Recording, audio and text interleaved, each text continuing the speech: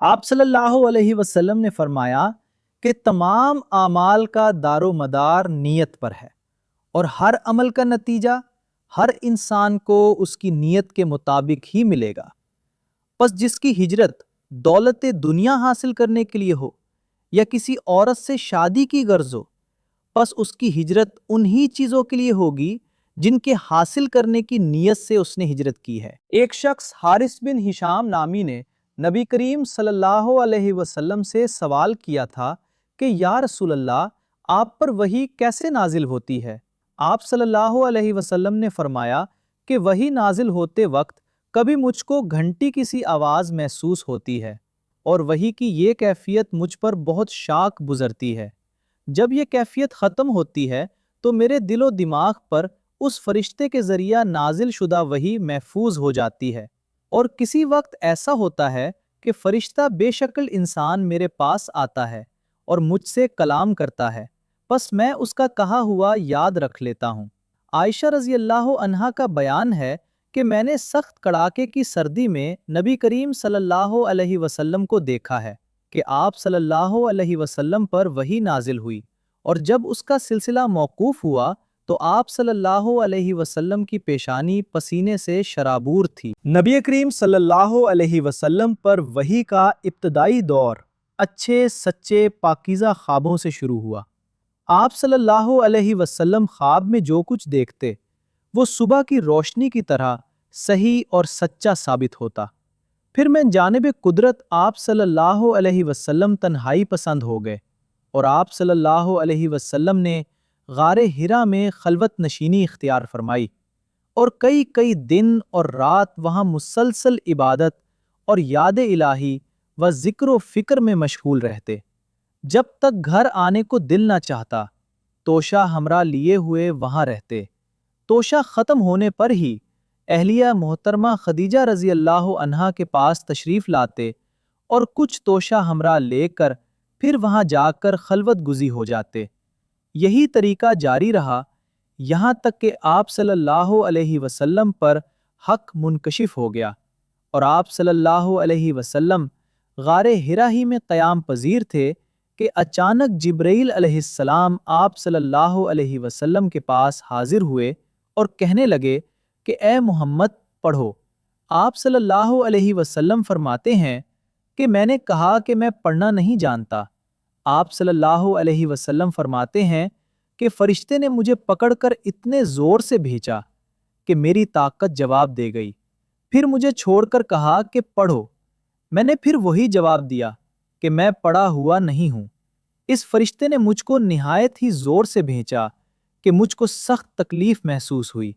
फिर उसने कहा कि पढ़। मैंने कहा कि मैं पढ़ा हुआ नहीं हूं। फरिश्ते ने तीसरी बार मुझको पकड़ा और तीसरी मर्तबा फिर मुझको भेजा। फिर मुझे छोड़ दिया और कहने लगा कि पढ़ो। अपने रब के नाम की मदद से जिसने पैदा किया और इंसान को खून की फटकी से बनाया, पढ़ो और आपका रब बहुत ही मेहरबानियां करने वाला है। बस यही आयतें आप सल्लल्लाहु अलैहि वसल्लम जिब्राईल अलैहिस्सलाम से सुनकर इस हाल में गारे हिरा से वापस हुए कि आप सल्लल्लाहु अलैहि वसल्लम का दिल इस अनोखे वाकया से कांप रहा था। आप सल्लल्लाहु अलैहि वसल्लम खदीजा के हाथ तशरीफ़ लाए और फरमाया कि मुझे कंबल उढ़ा दो, मुझे कंबल उढ़ा दो। लोगों ने आप सल्लल्लाहु अलैहि वसल्लम को कंबल उढ़ा दिया। जब आप सल्लल्लाहु अलैहि वसल्लम का डर जाता रहा तो आप सल्लल्लाहु अलैहि वसल्लम ने अपनी ज़ौजा मुहतरमा खदीजा रज़ी अल्लाह अन्हा को तफसील के साथ ये वाक़या सुनाया और फरमाने लगे कि मुझको अब अपनी जान का खौफ हो गया है।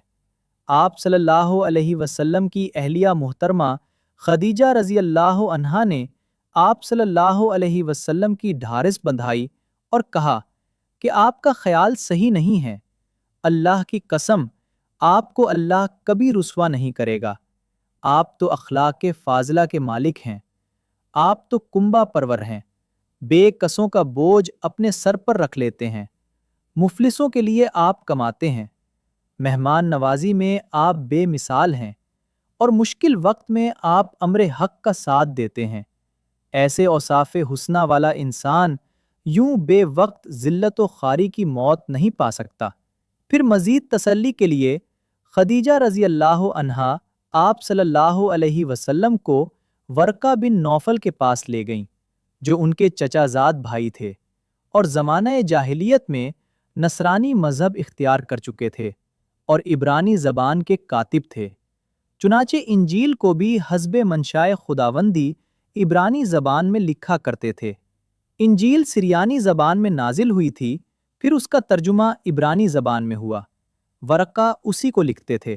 وہ بہت بوڑھے ہو گئے تھے، یہاں تک کہ ان کی بینائی بھی رخصت ہو چکی تھی۔ خدیجہ رضی اللہ عنہا نے ان کے سامنے آپ صلی اللہ علیہ وسلم کے حالات بیان کیے اور کہا کہ اے چچا زاد بھائی، اپنے بھتیجے محمد صلی اللہ علیہ وسلم کی زبانی ذرا ان کی کیفیت سن لیجئے۔ وہ بولے کہ بھتیجے، آپ نے جو کچھ دیکھا ہے اس کی تفصیل سناؤ۔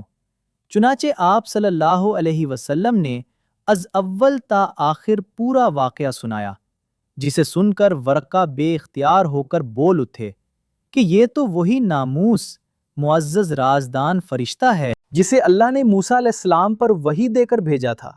کاش میں آپ کے اس عہد نبوت کے شروع ہونے پر جوان عمر ہوتا، کاش میں اس وقت تک زندہ رہتا جبکہ آپ کی قوم آپ کو اس شہر سے نکال دے گی۔